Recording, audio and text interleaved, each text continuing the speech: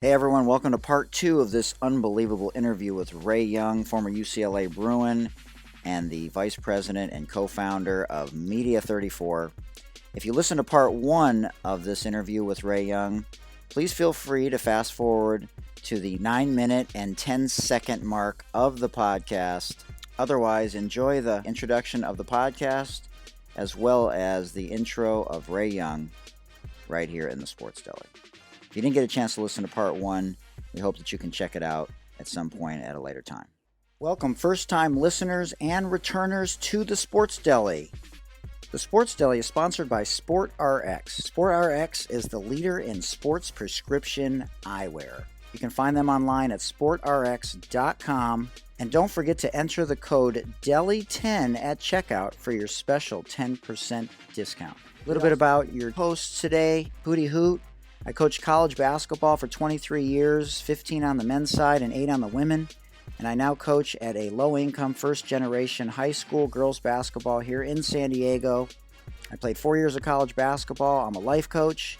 I have a beautiful daughter. I'm a professional basketball skills trainer. We love to share space with our guests here in the Sports Deli to talk about the intersection between race and sports, mental health and sports, equality, empowerment, empathy, leadership, education, sports, and solutions. We want to help mobilize, listen, learn, and pay it forward. You can always send us an email to thesportsdeli@gmail.com, and you can also DM us on Instagram at Mike Hootner or on Twitter at Michael Hootner. We're so honored that you're joining us today, and we hope that you can grab your favorite deli sandwich or bagel and your favorite beverage, and let's do this together in the Sports Deli. We are excited to chop it up today on this 26th day of April, National Month of Hope and Alcohol Awareness, and 5 days away from National Asparagus and Barbecue Month, with a legend from Northern California, specifically Oakland, former St. Joe's, Notre Dame High, and UCLA sensation, as his boy Jelani McCoy calls him, who was on the show last week, Ray Yizzle, Ray Young, whose high school also produced Hall of Famer Jason Kidd, and whose incredible story of divine intervention and destiny you don't want to miss. He was a McDonald's, Parade, Basketball Times, and Slam All-American, and he coincidentally wrote a column for Slam magazine during his senior year in high school. He originally thought he was going to play baseball, as he won a Babe Ruth World Series championship at age 12 along with Jimmy Rollins' brother. And as a sidebar, if you have not watched Race and Sports in America from 2020, starring Jimmy Rollins, along with Charles Barkley, Steph Curry, Ozzie Smith, and others, you should check it out on the Golf Channel. It was truly an incredible discussion. Ray switched middle schools after begging his parents, where he later met the Glove and Gary Payton's dad, which turned out to be one of the most impactful things to happen to Ray. But the second most influential thing that happened in middle school was that Ray went to see Jelani McCoy, his now business partner, and others like Paul Pierce, KG, and some other amazing players in Las Vegas in an all-star game for 8th and 9th graders. And he had never seen players that good at such a young age play. And when he was at this event, every big-name coach was in attendance, and he was just enamored with the atmosphere, and he realized at that moment that he wanted to play basketball. So baseball got the heave-ho. He used to run a lot of hills, did 1,000 calf raises at night, and he and I both wore the same strength shoes that we'll talk about in a little while. Admittedly, he couldn't even dribble or shoot going into high school. He could only dunk. But that soon changed, as he was named Gatorade's West Coast Player of the Year and California Player of the Year. In the McDonald's All-American game, he played on the West squad that included Corey Maggette, Richard Jefferson, and Tayshaun Prince. The game also included future UCLA teammates Jerron Rush and Dan Gadzurek. Interestingly, the game was announced by Jay Billis and Bill Raftery, while Dick Vitale, yeah baby, gave a big-time motivational speech before the game. The Wizard of Westwood, John Wooden, rest in peace, was also in attendance. He also played in Magic Johnson's Round Ball Classic in Auburn Hills, Michigan at the Palace. He was regarded by many as a senior as the #1 shooting guard in the country. He was in NBA training camps and the D-League. He shares a birthday with Daniel Cormier, Jamal Crawford, Sting, Mr. Rogers, and Spike Lee. While at UCLA, he played in 123 games and had a career best during his senior campaign, averaging 10 points, 4 boards, 2 assists, while shooting 41% from behind the arc. But what makes that so impressive was his junior year, he only shot 21%, which means from his junior to senior year, he shot 20 percentage points higher, an incredible jump from one year to the next. He was co-captain and a Wooden Award winner his senior year. He played with or against Brandon Roy, Gilbert Arenas, Matt Barnes, Rico Hines, Earl Watson, Baron Davis, Andre Iguodala, Luke Walton, and Nate Robinson as a basketball player, not as a boxer. No comment. Music is a huge part of his life, which he'll explain later. And you won't want to miss the rapid fire as we talk a lot about music and rap back when we were both kids. And at 37 years old, Ray had a massive heart attack in 2017 while balling with his friends, and his heart actually stopped and he was given a 5% chance to live after remaining in a 2-day coma. You don't want to miss this story. He has fully recovered and now has a defibrillator to help shock his heart if it stops again. But the months after were scary, and he'll explain why a little bit later. He believes because he was healthy before and his karma allowed him to recover quickly and gain a newfound appreciation for life to be able to live more in the moment. He's the co-founder of Edgemont Way Ventures for the culture that specializes in tech, media, and sports. You can find him on Instagram at Ray H. Young, the number 3, Ray H. Young 3, or as the co-founder and vice president of Media 34 at Media 34, all spelled out, where they film the most exclusive content in the culture. Also want to give a huge shout out to Crystal Robinson and her new book, Finding Myself, which drops today. She was a guest on our show and was arrested in the middle of our podcast and jailed for a night for literally nothing but racial profiling, whose story of inspiration you do not want to miss. She's a former WNBA player and coach, and you can find the book on Amazon.com in paperback, hardcover, or you can download it for your Kindle. Can't thank you enough for taking time out of your day and joining us here and getting that Sports Deli karma. UCLA, baby, let's go. Ray Yizzle. What's going on? What's up, dog? Man, everything. How you doing? You guys filming today? No, not today. I'm chilling today. I just got finished with Bikram Yoga. Oh, nice. Got some more editing and some other podcast stuff, but we're not filming, just editing today. I've been teaching yoga for a while. Oh, really? Well, which kind? You know, I usually do restorative. Nice. Yeah. Nice. I'm a big Bikram Yoga or 26-2 fan. You know, I want the, sweat me out. Yeah, hell yeah. Tire me all the way out. Get every toxin. I want all the tingling sensation, the head rush. So that's what I actually fell in love with. Thanks for joining us for part 2 of this interview with Ray Young right here in the Sports Deli. So, Lon talked about, he answered the question very succinctly and quickly, how he handles his anxiety. A lot of his stuff, he said, marijuana. That was pretty much the end of that. But you talked about on his podcast a couple years ago about how, one of the people that came into the hospital room, he was in the hospital with you after your heart attack. And so, like you had expressed in Jelani's podcast, you would have never known anything about this guy that was going on. And that's really what happened, right? And I've said this before, right? My dad committed suicide when I was 9. And just the way that I live my life now, probably not necessarily a blessing in disguise, but just that shaped me. And everybody has things that are motivating factors as to why they do what they do. And so, your friend, I don't know if he was your best friend or one of your best friends. Best friend. So best friend, 6 years old. And so tell us, first grade friend. I won't give his name. I mean, those who know, that's not necessary. Yeah. Yeah. Best friend, first grade, same elementary school, junior high. High schools, we went to different ones because I ended up going to St. Joe's. Yeah. He went to the public school that I was supposed to go to. And I didn't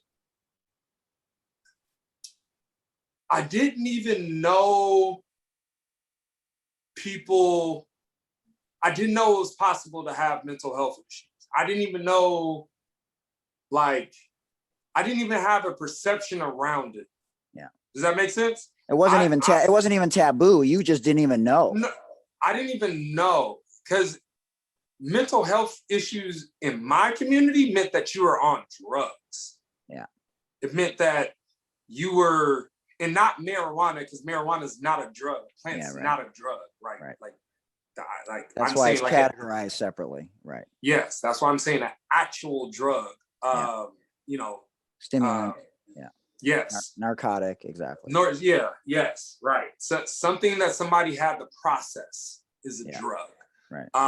So for my community and how I grew up, point was I did not know, I just didn't know what I didn't even know what that meant. So I started seeing signs when I was coming back from college. There was this one particular time he didn't answer and I knew he was there. So,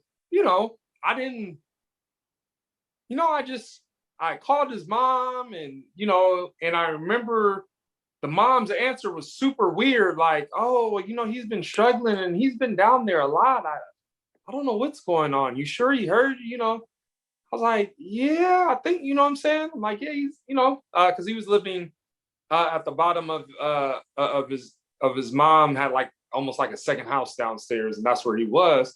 And that was the first time I was just like, that's weird. You know what I mean? Like, I don't, we don't have no beef or I've been gone. So I know, I've talked to him, I was like, weird. So, you don't think about it. But I wasn't home long enough to think about it because I had to fucking go back to school and, yeah, exactly. I checked in, he wasn't there. I was home for a couple of days. Shit, I had to go back. So so he wasn't talking about hearing voices or no weird shit. Just he wasn't. He didn't share that with me. Yeah. He didn't share, but looking back, it was like he was sleeping all day. Wow. He was gaining weight. Just things like that you look back now of damn, and I still don't know what I would have done, but just being aware would have been nice, right?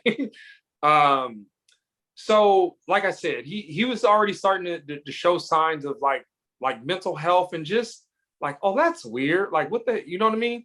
And the one thing that I will say that just bothered me as a human was nobody told us, nobody talked about it. His parent, I'm his you've literally seen me every day since I was 6 years old. Our parent, we lived three blocks away, quarter mile away. And that's another thing that I also learned about the Black community, or the majority. I can't speak for all, but I'm just saying the majority, we're very hush hush about these type of things. Yeah. We don't talk, and a lot of times we don't know or have the resources to have a answer. Or I can only imagine his mom, who do you call? Who do I tell this? My son's acting really weird. I don't know. So I felt like they were dealing with it kind of secretly for a long time. Wow. And by the time it had like hit his head, it was like, now he's on meds, right? And I didn't, now mind you, I want to be clear, when I passed away and saw him, I still hadn't learned that level of depth of what I was still learning. It was probably like a couple years. The cat was out of the bag. But this was well into our 30s. We're well into our 30s now. Yeah. You know, so he starts taking meds and I didn't know that, but I know he didn't like it because he told me it made him gain weight. And he just didn't feel right. So long story short, imagine you wake up from fucking death, and then your best friend from first grade has been off of his medication, come to find out, for about a year and a half, hadn't told anybody, and then has a snaps. Just lost it, kills his dad. Oh. Literally killed his dad. And doesn't remember, legitimately had to get back on his meds so the cloud was gone. It was just like, shit, that that fucks you up. And well, you just had a heart attack. Yeah, I mean, hey, I knew that, I had processed that, I processed that when when I was told. I knew exactly what that meant. And I just remember being quiet because I couldn't even, couldn't express it because I didn't even have the words or understanding. I was still like groggy waking up and so that taught me a shit ton about the importance of mental health. Check in on your strong friends. Anybody's acceptable. And, I've grown to realize a lot of mental health from an athlete perspective or athletic perspective is a lot of, we weren't necessarily told how to think, how to feel, how to process, how do I know I've just had too much and can't process this? But it's not part of our educational system either. There's all kinds of things growing up. We're ass backwards, fucking math all day long, and we don't understand diversity. We don't understand mental health. We don't understand the dollar. There's so many things that are ass backwards, and so we get into our 20s and 30s, and we can't navigate this shit. You can't navigate it unless you experienced it as a kid like me. I want to thank citylokes.com, where you can get your own personalized hats and phone cases, tees, accessories, and much, much more. I ordered 2 hats, and they're amazing. One of them says the Sports Deli, and it has a California license plate, and the other one has a Michigan license plate and says Speak Up and Dribble, Black Lives Matter. So check them out at citylokes.com, and don't forget to enter the code The Sports Deli at checkout for your special 10% discount. And for Dr. J, I'm Hootie Hoot, and now back to the interview with Ray Young, right here in the Sports Deli. Hey, and the other way that I just go thank God, right? It's like if I was in your shoes and had to experience life like that young, and now I have to correct myself all the way up until at least something makes sense. I go yo, that's fucking crazy. The Godspeed about what I told you about my figuring out part when I lost everything was that. Hey. Mental fucking health, how your brain works, even things of affirmations, even things of as a man thinketh. I was reading all of these, and I'm not we call it cap. I'm not capping, but I legitimately, read 300 to 400 books between shit. When did I lose my money? So 29 for reals, but we'll say 28 to about 33, 34, I was, and these were the things I wanted to know. You know, another thing that I also realized that nobody tells you as an athlete, you can't stop working out. So like, get that out of your thing. There's not going to be a day where you're able to have like a pot belly and chill. You're probably going to be depressed, right?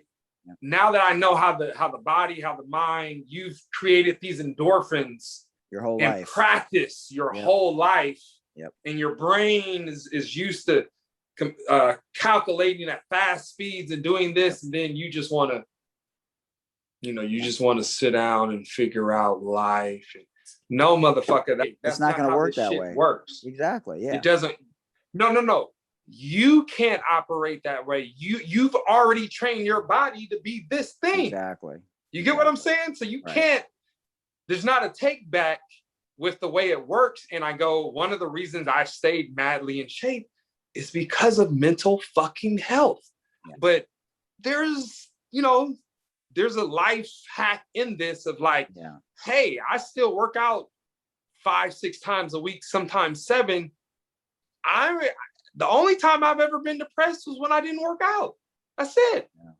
That's it. I've been upset or in the mood or like weird, but the only time that I could legitimately say that I was depressed, I did not play basketball. I was mad at the NBA and I didn't work out.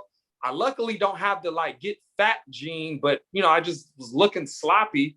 And soon as I got back working out, soon as I got back playing basketball, clarity. So that was one of my first things that I had to learn head on. Like, I can't just turn my body off like that. It doesn't. No, I'll legitimately get depressed. Like, no, I'll just be weird and in a funk and I can't explain, but my body has to work out. Like, that's what I was saying, like the living part, like, like just sheer body. Like, nah, my body knew something had fucked up. Like, we're supposed to be cracking around here. Like, we're not you know what I mean? Right? So I learned that from fucking being depressed after my athletic career of knowing that you don't do that. Like, I know what my body felt, so I could only imagine somebody that was at my caliber and now they're gaining weight. Now they're might work out every now and again, or they, and it's like that's the first thing that I tell anybody that stops that I know of being a professional, whatever the fuck they are. Yeah. Don't stop working out, bro. This shit don't work like that. You'll be depressed in no time. And I'm just telling you out of love and experience. Well, and the other thing is, if you push the pause button on life when you were in college playing or in the pros, whatever you push the pause button on, it's still there. You hadn't dealt with it. Still fucking there. You still gotta deal with it. And it's interesting. There's so many people that have come on the show, whether it's Bruce Maxwell, the first baseball player that kneeled. He was basically the Colin of baseball. And Shea Hillenbrand, former All-Star, Mike Sweetney. He was drafted in the same class as LeBron. I remember Mike. Yep. I reach out to all these guys because they don't know me from Adam and they think I just want people on the show. But there's a layer to this for me too, because of my history. And I've reached out to Bruce at least once a week after he said, he attempted suicide. Val Whiting played at Stanford. She attempted suicide multiple times, won 2 national championships. Sports isn't the pill in and of itself to a cure all for everything. Like, you have to do the work. If you don't do the work upstairs, between the ears and above the eyebrows, the stuff is still there. We want to give props to PSK Collective. Be inspired in PSK, where their clothing promotes inclusivity, empowerment, and equality by supporting female athletes through the Women's Sports Foundation. You can find them online at pskcollective.com or at walmart.com. And for Dr. J, I'm Hootie Hoot, and now back to the interview with Ray Young right here in the Sports Deli. It's still there. And, I will say we dealt with a lot of trauma even in our UCLA brotherhood. We had a couple of guys that committed suicide. Billy Knight. Billy Knight, and then my young fella though, he actually got shot down by the police, but he was having an episode. Oh man, what's the kid's name? He's our UCLA brother. He was a little bit younger than we were. It'll come to me, but same thing. You don't know until you know, right? Nobody can explain mental health or mental health symptoms.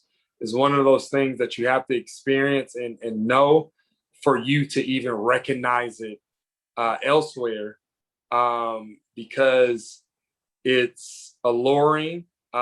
People are really good about bullshitting. Yep. So, hey, bro, how you doing? Oh, I'm good. Are you? I'm straight. Yeah, exactly. Yeah, right. And that's just what we're programmed to answer. And a lot of times people are genuine. They just don't want to lay their problems on you, which I completely understand, because nobody also wants the same person telling you all their problems. But at the same time, I think we have to figure out a better coded language that says, hey, how's your mental health, without saying how's your mental health. Like, I want to make an overall awareness for it. Obviously, I identify with being an athlete and I directly understand it from my perspective, but seeing it in somebody else's, I just understand, like, we need to share stories because at one point, like I said, I was completely unaware that people even had these type of struggles to this level of depth. So I think as athletes, we have been talking about just figuring out a way that we can, lift up our athlete brothers, only because most of us have played with them, we've traveled, I can identify with that. I can talk to an athlete. I don't know if I'm heavy enough to talk to just anybody off the street, but an athlete, I understand. I can give you a few tools, to keep you out of box. Yeah. Oh, toolbox number one, get your ass the fuck up. Yep. Get moving. Get your ass the fuck up, right? I don't care. But see, we don't look at it in these terms, right? We understand how to grind as athletes, right? But we don't look at it the same way with mental health. We won't grind with our own mental health. And even though it may feel like a step backwards, you will take 2 steps forward down the road. You will feel liberated once you know yourself better. And it's counterintuitive if you just think about it out loud cognitively. But when you get deep into who you are, you actually evolve in a way that makes you feel more empowered and see life, like you said, through a different lens. And now you've added, richness and depth to who you are, and then that vibration changes. But people are so afraid. And in the Black and brown community, from my experience, you will get cracked the fuck on if you come across a certain way, and then you're on blast, and then no one's going to talk that shit anymore because you're outed. So there's that. All right. Well, that's good very stuff. Very true. Here's some more toolbox things that I've learned the hard way. And also too, I've done the Tony Robbins. I've read the book. I would think so, out of one of those 400 books. Shit. Yeah. I was just like, you were on it. I went on it just because I knew how serious life was. I couldn't fall back on being an athlete. Nobody but that's gave the a fuck grind. anymore. That's the grind. That is you understand grind. how to go. If you're going to go hard or go home. No doubt. And it's funny too, because I sold really like all 400 and something of those books because the ones that I decided to keep, I now have digital. Yeah, right. Audible. but I go like, I'm not expecting the average human being to like go that deep into it. And, I don't know what their life circumstances were. Mine was like, that's what it was required of my peer group. at the time. But not everybody's introspective though. So it makes it even more difficult for people that do not look inside themselves the same way that you are and not feel the disconnect, because there's a disconnect, if you're not an introspective person, which clearly you are. Yep. You're different than Baron, and Baron's different than Lon, and KJ's very different than the three of you from what I've learned, stuff like that. So, So toolbox two, you got to get up. Number one, get up, get moving, right? The second thing that I recommend, depending on where you live, I live in California. I would assume it'd be different if you live somewhere cold. Get some fucking sun. Man. Go outdoor, go outside, a walk, let the breeze wake you up, whatever it is, drink some water, whatever. Get your ass outside. Thirdly, you got to work out. Like there's no healthy individual does not want to move around, and even you can find there's a workout that's fun for you. It may not be Bikram yoga or basketball, but there's something that you like to fucking do. Yeah. That lean on that. Yeah. You have like to be mentally fit, you have to be working out. Right? It's just the way it works. And especially if you're an athlete. Fifth, the one thing that I recommend people do that isn't talked about, like you put positivity into your life. Like stop fucking running around asking the world to do it. Like whatever you want to see, close your eyes and see that shit. You have to create something internally that's not projected outside or has anything to do with outside, but like you gotta create your world legitimately, like literally create. Like if you want to feel good, well, take some time out of the day and practice feeling fucking good. That doesn't have to do with something sexual or involve anybody else or anything outside of like what's upstairs to create that, right? Maybe it's a happy ritual. Yeah, but you have to. Yes, but you're from something pretty good at. So if you're good, no, you don't even have to be good. I'm saying shit, dance. That's cool. So just do anything. Anything that makes you happy. You have to create that. You can't, like, think about how crazy that sounds. Like I'm expecting the world to figure out some shit to like legitimately make me happy. Like that sounds retarded. Like, right? Mm-hmm. Oh, if I have a job, I'll be happy. If I have this, I'll be happy. Yeah, like that just sounds crazy. Like just when you say it out loud. So it's like, well, how are you creating your own world? Some people meditate, some people go on walks, some people dance just to get out of their mind and feel good for, practicing that 5, 10, 20 minutes a day. Totally. That changes a depressive state. Breathing. Right? Yeah. Breathing, all of that. Breathing. And if you're just shit out of luck, look up, smile, even if it's a fake smile, 5 to 10 minutes, your body figures it out. Do that 3 days. I promise you'll be in a better place. So those are toolbooks of, mental health. That's good stuff, man. Because it's been a tough year, right? We lost Kobe. We lost a lot of coaches. Black Lives Matter. Racial reckoning. Yes. We're in our houses more. It's kids are going crazy. A lot of shit you now have to deal with directly, and the world slowed down. Yeah. The world slowed down enough to where it's like, nah, you gotta look. Yep. Gotta look. All right, let's get to the rapid fire. We'll touch on probably some of these things in the rapid fire. All right. Sure. Johnny Juzang's curls or Chris Johnson's back in the day? Loco. I'm going with Chris. Yeah. Chris got the View Park Ladera Heights curl. It's a certain curl that's very specific to the Los Angeles Crenshaw Baldwin Hill district. That's right. They have a different curl around here. So I'm gonna go with Chris on that one. Yeah. I learned to love Chris. He went in on me a couple days ago. Did you see that? I did not. Yeah, you gotta check that out. Yeah, we were talking about reparations, and he but it was good. That was good. It was necessary. Okay, Good Times or Jefferson's? Good times. Good times are all in the family. Good times. Best food at 2 a.m. in Westwood.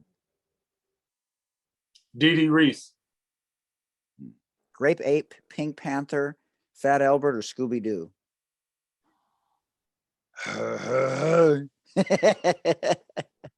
So, I mean, I'm going Fat Albert for the culture, but I do like Scooby Doo because, you know, one of his homeboys was high, one was gay, one was a freak. You know, it's like I'm rolling with. I might have to roll with Scoob because he was so unified and though everybody was white, they were like yeah gay. One was high all the time. You know, it was just like I love I was it. like, hey, I like how they rolling over there. They got everybody here. Everybody has a legit, you know what I mean, perspective. You know, the van too. Yeah, the van. You know, they're getting bad guys. They're trying to, you know, they're trying to do some good. You know, the dog, the high guy, the gay girl, the cheerleader type. You know, right. I it might be Scooby. It might be. I have to go Fat Albert for the culture, but yeah. Scooby's close. That's close. I like his friends. For sure. Martin, Cosby's, or different world? Martin. Pancakes. The reason go ahead. Yeah. Why? The reason I say Martin Gina? is just because I can't support Cosby. I was going to ask you if that was the reason. Yeah. I was hesitant to throw it in there, but I had to just because of the. I just can't. No. Yeah. No. That is a legitimate question, and that's why I had to preface it by saying, "Hey, I legitimately just can't support Cosby." But if that wasn't, I mean, Huxtables. Yeah, that's tough. Hey, Huxtables gave brothers life. Like, oh, I could be a doctor and then find another fine ass doctor, and we just have this doctor family, you know, in the upper side of New York. I mean, dreams, you know, straight up. So, but it's just hard for me to support the guy. That's all. Pancakes, waffles, or French toast? Waffles. So have you been to Waffle House? Specifically, Roscoe's. Roscoe's, there you go. And then there's also a great waffle spot. I used to live on Martell by the Grove, and real LA people know exactly where that is. And there is a wonderful waffle spot on Martell and Beverly. Wait, so do you do the chicken and waffles? Hell yeah. Absolutely. That's what's up. Candy or popcorn at the movies? Candy. Well, both, actually. Both. I have a sweet tooth. I have to, I'm going to work on that. Licorice? Oh, shit. Anything sour, sweet, Sour Patch Kids, Skittles, you know, anything sour and sweet, I'm rolling. KRS-One, we talked about this earlier. KRS-One, Eric B. and Rakim. Shit. Let the rhythm in, baby. Yeah, it's like, damn. I'm gonna go KRS-One. Let me tell you why. KRS-One, from the overall human perspective, was spot on. Edutainment, you know, all of his albums that started off real raw, Rakimish rap turned to, you know, We the People, Fight the Power, to this lens that was educated, that was still street, that was still honorable, but was also saying like, wait a minute, are the drug dealers cool? You know what I mean?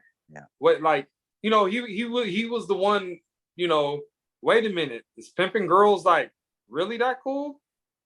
Yeah. Like, you know, he just from the human perspective, his bars and edutainment factor was just at such a high level where I go, if we're talking strictly bars and just rap music, yeah. I mean, shit, Rakim. I mean, his flow was people are still catching up to Rakim's flow, like just overall how smooth. And Big Daddy Kane too. He was another, like, their flow was just way better than everybody else's 20 years ago.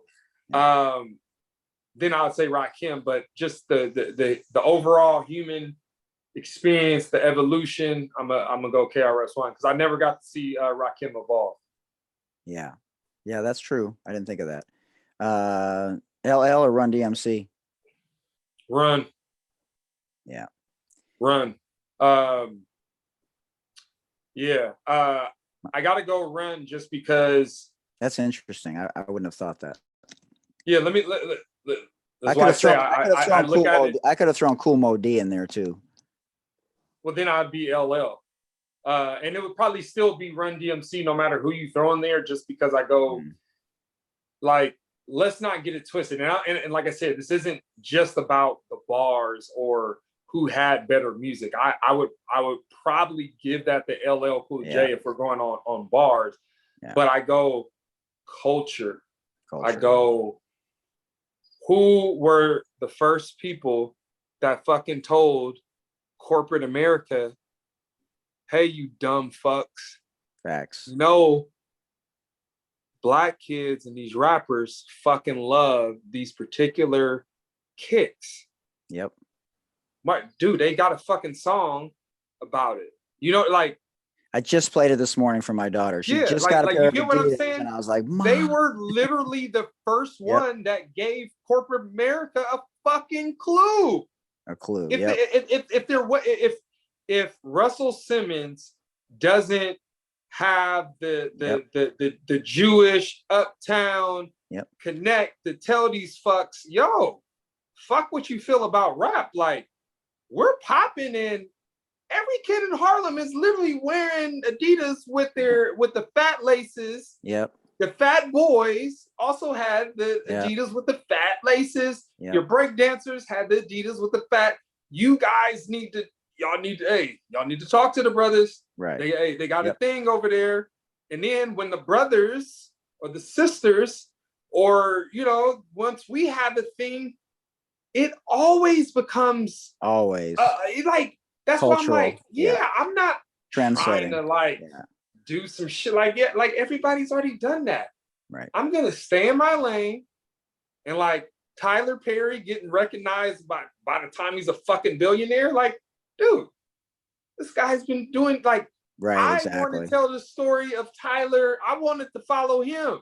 I want to know the dude that's in the middle of nowhere doing these fucking shows and like selling out the Chitlin circuit and exactly.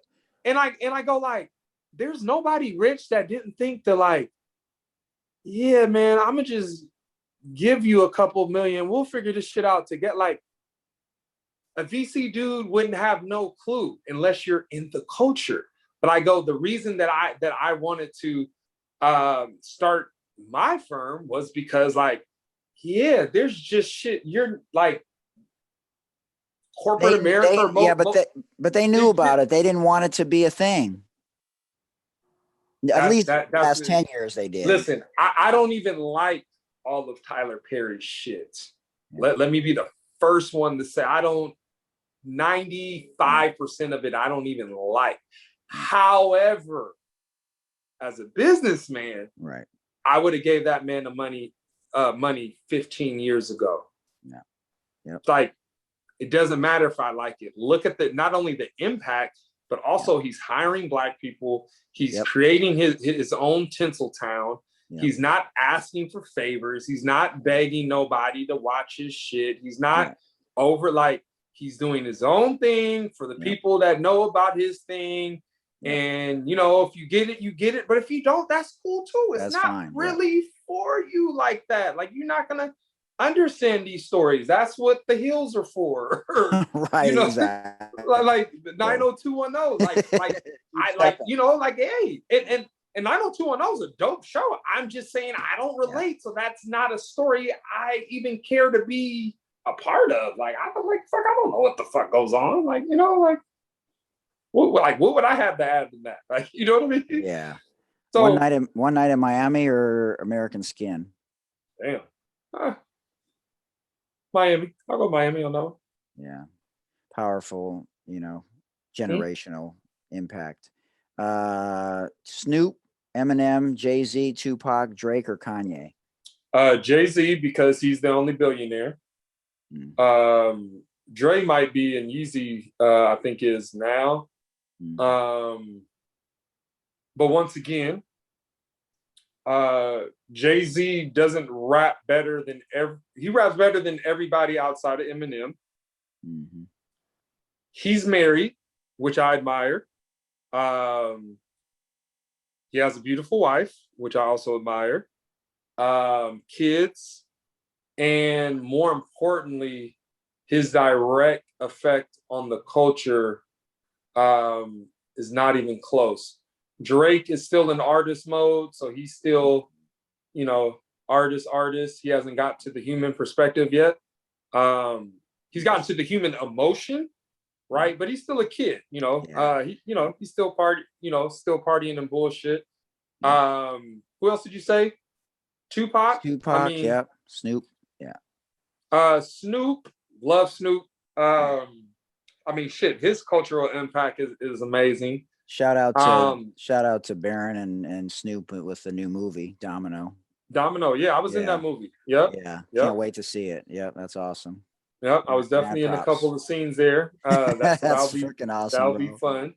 Yeah, the rest of them I love. Don't get me wrong. It's just as a 41-year-old man who's also a venture capitalist, Jay-Z hits the boxes that I'd want to hit in real life, not just as a artist or entertainer. Yeah, I'm glad music was introduced in my life at a young age, just like you. It's impacted me a lot and taught me a lot. About life. Taught me a lot of shit I didn't want to know, but I'm glad that I at least had heard somebody rap about it to go like, oh shit, damn, that's true. Oh man, because you just think, a lot of people was one of the things that I was at least glad that my parents did first give me an understanding of like, hey, music is entertainment. So whether you like this or not, make sure you know what's what, because I was listening to rap music, and you got to imagine I come from a Christian household. My mom's still the secretary of the largest Black bougie church in Oakland. Wow. My dad's a deacon. So obviously rap music had to be snuck in the house. I mean, let's just exactly. Yeah, what the hell you think is going on here? We're sneaking this in the house. Yeah. And then I was such, I'm a creative individual. So, what I decided to do was once I got the dual boom box, right? I literally was that kid that was an asshole. Like, oh, you guys don't want to listen to rap because of the cussing? Okay, I'll be back. I went, made my own tapes, and literally would stop, play, record all the cussing out. And then just so I could listen to it in the car on the way to practice or on the way to school. So I was literally that kid. So that's how much I like music. And I don't know if the guys have told you, this is definitely a Ray Izzle fun fact. I was the UCLA team DJ. Let's be very the fuck clear. All classic. The UCLA parties that, like especially the upper echelon epic ones where it's like at Rico's apartment and my old apartment, which had a full wraparound ballot, like I was DJing. That's classic. And I had all the CDs, and like every Tuesday, I was broke, but I found a way to, get my $9.99 CDs. It was Tuesday at the time, right? Yeah. Every Tuesday, on campus, there was a warehouse. Yeah. That's classic. Yeah. Love my music. And I have the best playlist, which my teammates still jack. So. And you see what direction it's going in now. Steph Curry, Steve Nash, or Kyrie? Steph, not even close. Yeah. Not even close. Even though I like Kyrie is unguardable. Yeah. But Steph just embarrasses you more. Crazy.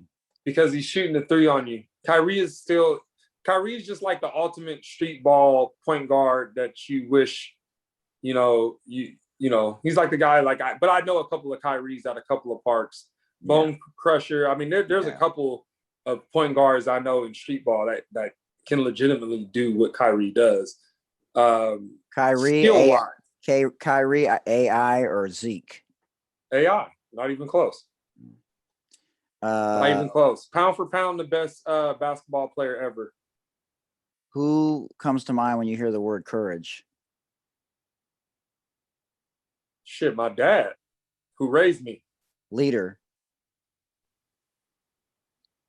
Shit, my dad, who raised me. Mental toughness.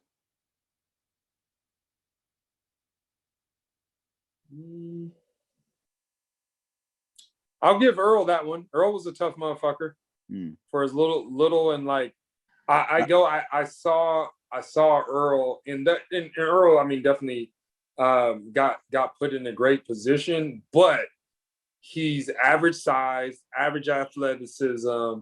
You know, he literally got to the league with what was between his ears, nothing physically. Like, literally what was between his ears got, in my opinion. You know, he may have a different one, obviously, but my opinion, he got to the league because of this shit. You know, he was good at that. MJ or LeBron? MJ, not even close. So I like LeBron though. So should the logo be changed? The NBA logo? I mean, technically already is. If you see a Jordan logo on every single jersey, I mean. So not Kobe? Nah, because here's my thing. If you go, well, why we technically, right? And I know this is very hard for Kobe and Los Angeles fans. Technically, the only reason that we would be doing that is because he ended up in a very tragic situation with his family and friends, right? But we all know Mike's ahead of him, right? From like a basketball player perspective, right? I have a huge argument for Magic Johnson. Yeah. I can make a huge argument for Kareem Abdul-Jabbar. I was going to say Kareem, yeah. Right? So I just go like, we can't change it. We can't change the logo because of tragedy. Somebody gives me a better reason, cool, but I feel like we'd only be changing it because of tragedy. If we're going sheer player, Kareem, sheer player, or MJ, or MJ, deserve, and they could change it. Maybe that's what they do. They should just make that a every decade thing. You honor the best player of that decade, or whatever. Interesting. Cool. I might have to give that to Bob and tell him, tell Bob Myers to, put a little tax on my idea. But I'm like, yo, just no. Like, this is how you honor people. This is how you give them their roses while they're. Yeah, that's cool. Yeah, like while they're alive. Maybe give them a year. Shit, I don't care. A year, 2 years. And if they're smart, they would probably listen to me because you could probably sell more logos. I was going to say, exactly. Yeah. Interesting. NFT. The bottom line, the logos, the NFTs, all of the things that are behind it. And remember, these now become collector items. Yep. Exactly. Crazy. Right? Who's your favorite comedian? Ooh. Richard? Old school? My first, or... just so you know, my first instinct is Richard Pryor, because that was like, as soon as you said it, the first person that came into my mind. Second, though, I am a huge Dave Chappelle fan. Yeah. Well, he's overcome a lot too. And I'm gonna give you another one that people sleep on that deserves to get his roses now, not like now. Keenan Ivory fucking Waynes. Why hasn't hilarious, he gotten some man? shit? Yeah. Like, Keenan Marketing. Ivory Wayans, not as a like stand-up comedic comic, but just, dude, he's had the funniest shit in life that he had for like that like 15-year span of like, dude. So he's somebody that I think, you know, I got to figure that out. That might be a Media 34 exclusive. Because I got to find him. I mean, he deserves roses. I mean, I don't know what the hell is going on. And this is the thing that I also talk about. When you create your own, you're not asking Hollywood to do this for me or, you know, can you guys like, no. You just figure it out, you know, put a play together and you honor the guy. It could be a short series, a mini series, a movie. It could be anything. Like whatever that's what you figure it out. Yeah. You've already fucking done more than all these people that he made rich. Exactly. Yeah. All right. Best Yiddish word: oy vey or schlep. I like oy vey. Schlep just sounds weird, so I'm gonna go oy vey. That just sounds oy vey or tuchus. Oy vey. It's still the vey, but the vey. Yeah. Best mom. A couple more. Best mama joke: your mom's so dumb she thinks a quarterback is a rebate. Or your mom is so skinny she hula hoops with a Cheerio. I like the Cheerio. I like the Cheerio. Shaq, Kenny, Ernie, or Chuck? Ernie. Man, Lon said that too. Interesting. Ernie. Because Ernie makes sense. Yeah. He keeps them all. At least 80% of the time, right? Shaq is playing a role. Charles got a role. And Kenny's cool and smooth. But, you know, he kind of goes, he's like the in-between. You know, he doesn't make you feel, but I'm like, Ernie typically be spot on, you know, just with the overall gist. I like Ernie's perception. And he's the only white dude there with the brothers. Yeah. But he translated to where everybody can understand.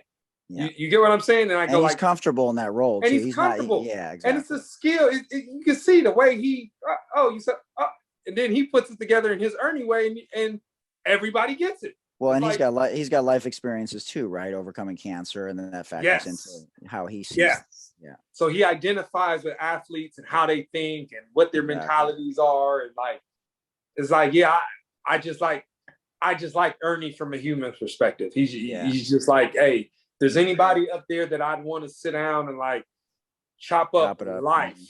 Like actual, just the totality of life, it would be Ernie. If your plane was crashing, who would you want sitting next to you? That would be an interesting movie. Ooh, can you imagine that? Yeah. So you can go in different directions here, right? You could have an asshole next to you. You could have someone with cancer who's dying, who's old. Lindsay Gottlieb came on. She was like, Larry Legend. I want to chop it up with Larry. Funny. Let's see. Who would I want to talk to? The 45th president? It would have to be, it would probably be like more Barack than anything, just because he saw so much shit. So yeah, I'm about to get out of here. So like, tell me, you know, how the fuck did this go down? Like, you know? Like, exactly. Classic. Well, all right, man. Hey, appreciate, you know, learning and trying to educate whoever's listening. You know, I told this to Lon, like, we're not JJ Redick, we're not Kyle Korver. What they're doing is important, you know, from the white perspective. I wish Tom Brady would speak out more, but he doesn't have an obligation to, but he has a platform that no one else does. That it's just annoying as fuck that he's not. I've seen 500 videos of him, all kinds of shit with MMA and the Super Bowl, and he doesn't say one fucking thing about Black Lives Matter or. No, and it's interesting because he's from the Bay. Yeah, he's from the Bay Area too. So I just always go. I always charge it to, hey man, he's been the number one guy in Boston for 18 years. I go, I've played in Boston. That is that is a very white elite. You know, they're not thinking about that shit. You know, that's the only way it at least makes sense in my brain, because he is a Bay Area kid.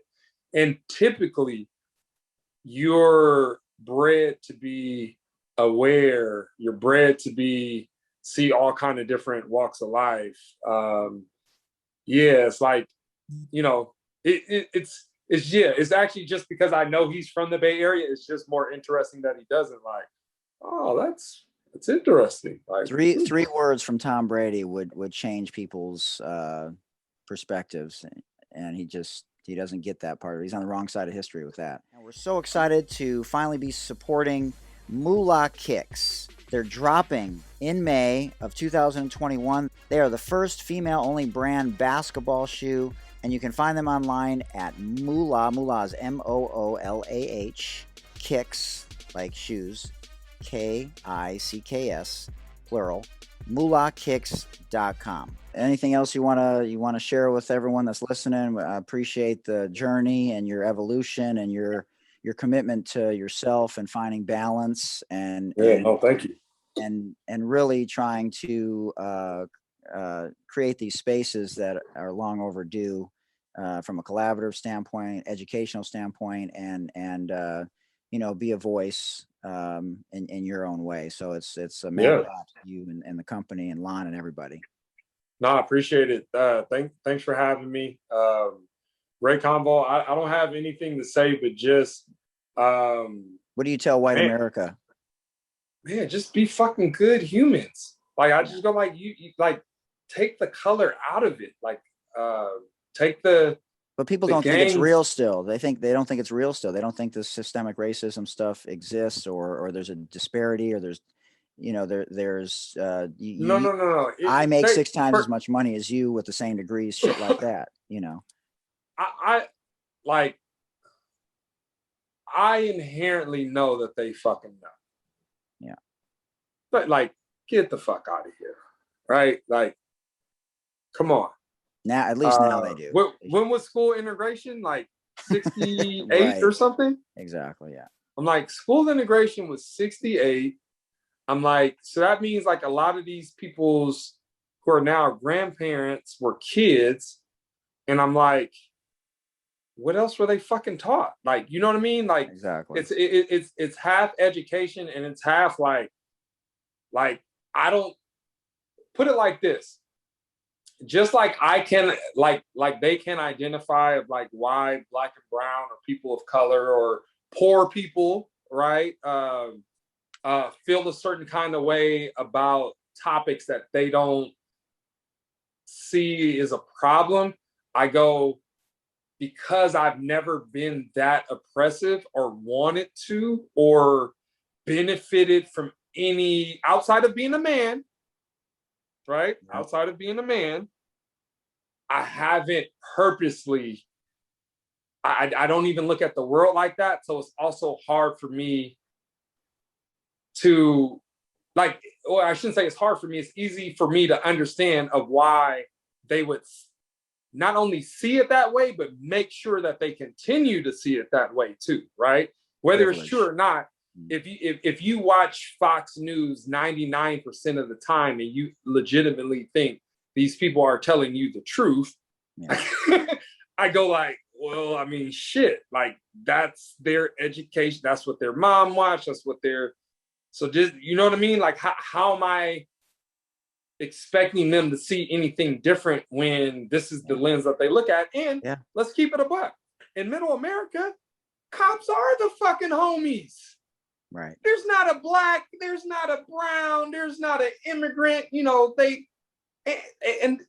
let's just keep it all the way the fuck a buck. It's like white people saying immigrant fucking tears me up. Like, can you imagine what a Native American is thinking right now? Yeah, an indigenous. Yeah. Yep. Exactly. Wait, immigrant control,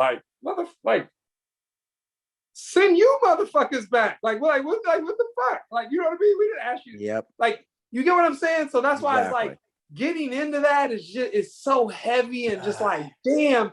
That's why I just go like, hey, dude, just be a fucking good human being. Yeah. Even if you don't understand, it's like, even if you don't get, even if you think it's a lie, it's hard for me to understand why anybody in any part of America would think we're just raising hell because we want to, or like, you know what I'm saying? It's like rap music told you 20 years ago, or 35 years ago, fuck the police. Right.